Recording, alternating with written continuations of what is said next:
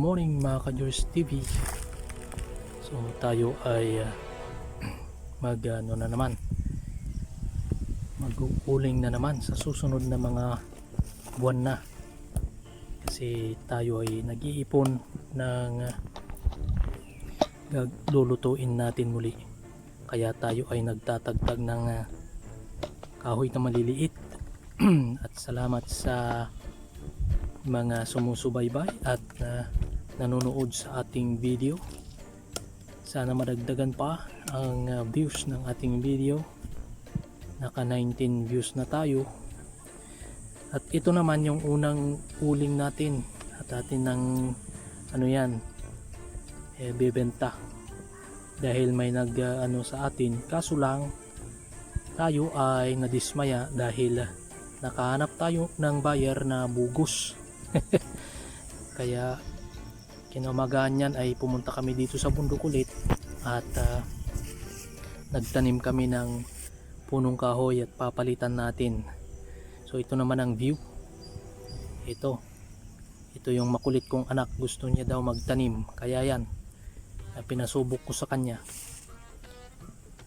Ayan, talagang todo lagay ng lupa. Ito yung pinaghukay ko kasi gusto niya rin maranasan ng maghukay. Ito naman tayo. Ayan, kasi masyadong siya, matawag dun, mabagal kumilos. Ayan. Ito naman yung kapaligiran natin.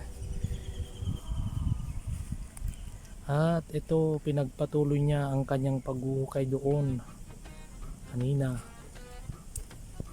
Ayan, sabi ko nga kamayin na niya para hindi siya mahirapan.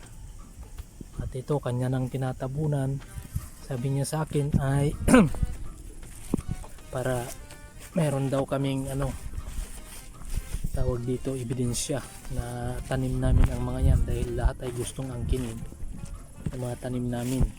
Kaya yan, nagtatanim na rin kami. Pagpatuloy natin yung pagtatanim. So marami tayong uulingin pagdating ng panahon.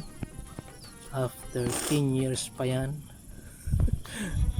Okay.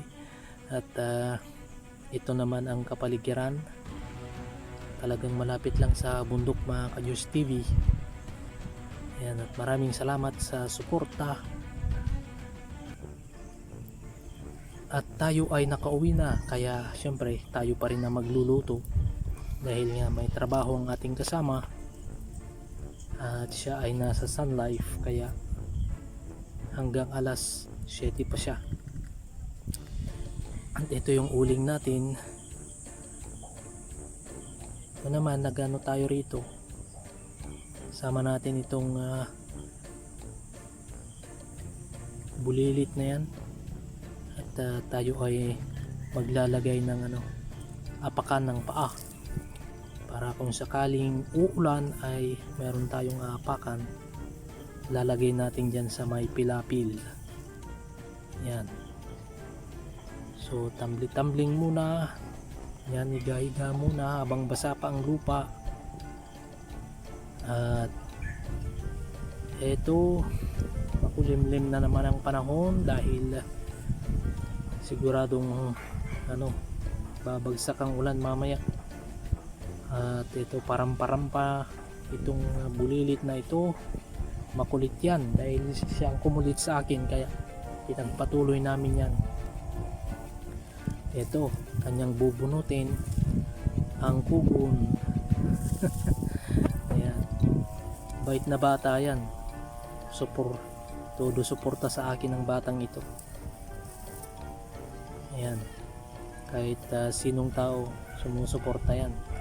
Ito na yung nilagay nating bato sa pilapil. Okay. At malapit lang sa kabahayan. Ito, naglagay pa tayo niya ng konti para ituloy-tuloy natin.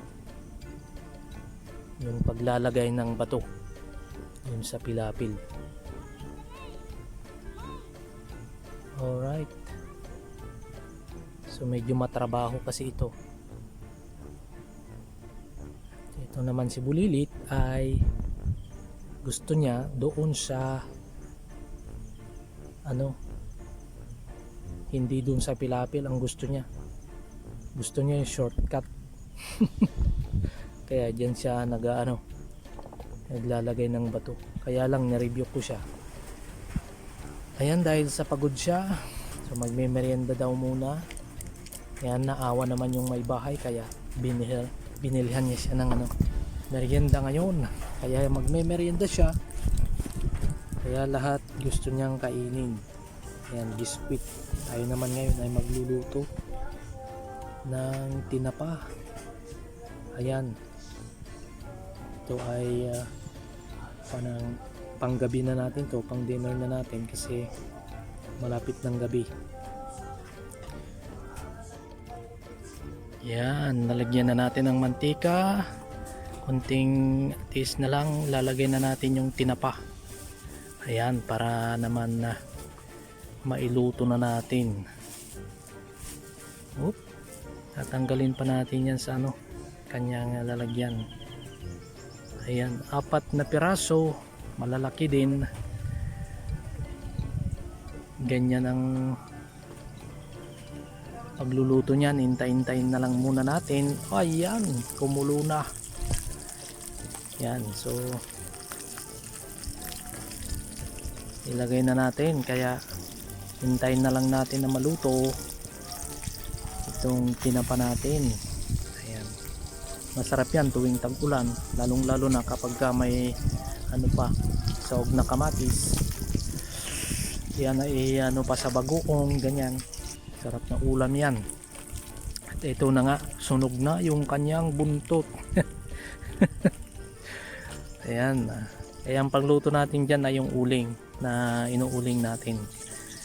Okay, may kasama pa tayong aso at nag-aantay na kanyang makakain din. Okay, ito malapit-lapit ng maluto. Ayan, so habang naantay natin yan ay ayan may kausap kasi tayo dyan. Okay, so malapit ng maluto yan mga ka-George TV. Okay, ayan, sunog na ang ating niluluto. Yan, hindi pa luto yung kabila, kaya ating muna yan, lulutuin ng maayos. Alright, malapit na kasi gutom na tayo.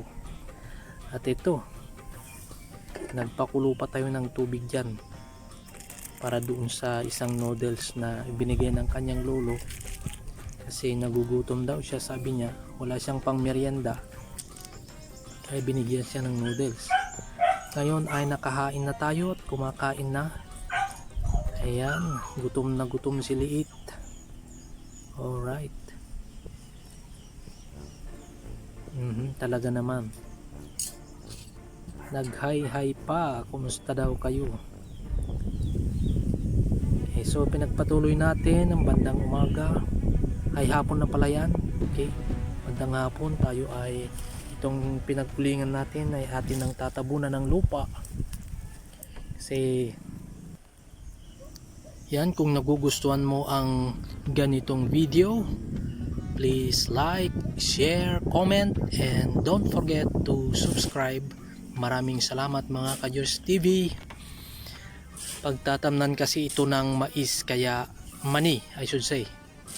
Kaya maraming salamat. Thank you for watching mga ka-George TV. Ayan, so yung mga baka nila ito, kaya hirap naman pigilan sila. Ito lang kasi ang may damo na sa part na ito.